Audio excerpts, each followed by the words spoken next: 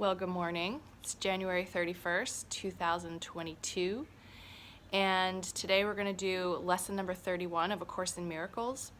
I am not the victim of the world I see. Today's idea is the introduction to your declaration of release. Again, the idea should be applied to both the world you see without and the world you see within. In applying the idea, we will use a form of practice which will be used more and more with changes as indicated.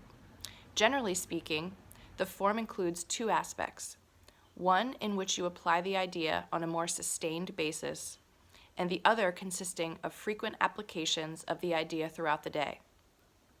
Two longer practice periods with the idea for today are needed, one in the morning and one at night. 3 to 5 minutes for each of these are recommended. During that time, look about you slowly while repeating the idea 2 or 3 times. Then close your eyes and apply the same idea to your inner world. You will escape from both together, for the inner is the cause of the outer. As you survey your inner world, merely let whatever thoughts cross your mind come into your awareness, each to be considered for a moment and then replaced by the next. Try not to establish any kind of hierarchy among them. Watch them come and go as dispassionately as possible. Do not dwell on any one in particular, but try to let the stream move evenly and calmly without any special investment on your part. As you sit and quietly watch your thoughts, repeat today's idea to yourself as often as you care to, but with no sense of hurry. In addition, repeat the idea for today as often as possible during the day. Remind yourself that you are making a declaration of independence in the name of your own freedom. And in your freedom lies the freedom of the world. The idea for today is also a particularly useful one to use as a response to any form of temptation that may arise. It is a declaration that you will not yield to it and put yourself in bondage. So what I want to say before I move on to reading from A Year of Forgiveness is that Jesus is teaching us how to meditate. Okay, so this is lesson number 31. So if you've been diligently doing your lessons every day for the past month, you're noticing that he's slowly more and more asking you to close your eyes and consider this thought or watch your thoughts.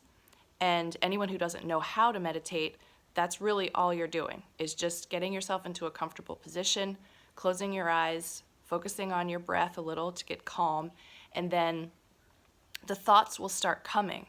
And so you're with this Course in Miracles material, you're being given something to focus on as you notice the interior of your mind. Some people have never done that before.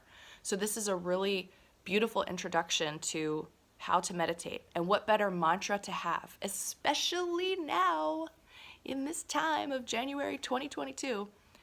I am not the victim of the world I see. Powerful. Okay, now let's move into the reading from A Year of Forgiveness, lesson number 31. I am not a victim of the world I see. You are blessed beings indeed. I am that one that you know as Jesus. This is a lesson I taught to my disciples while I was on the cross. This is what I was teaching them, that I am not a victim of the world as you see it.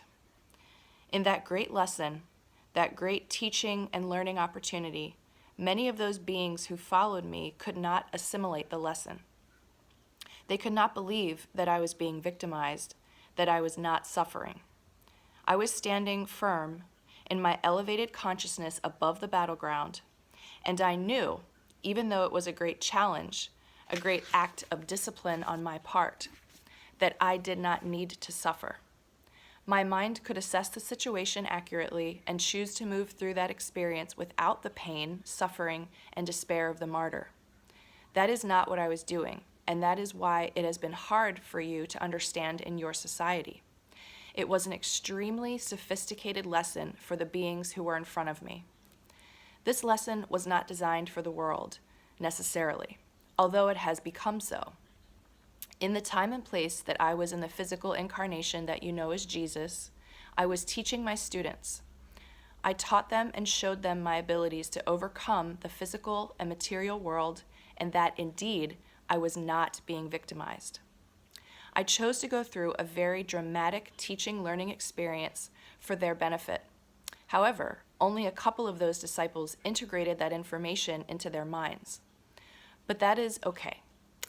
One mind changed is enough. One mind healed is enough. One mind in alignment with truth is more powerful than 10,000 minds in fear, cowering in the corner, afraid to stand up and be counted. Do not allow yourself to be victimized by your beliefs. You are not a victim of the world you see.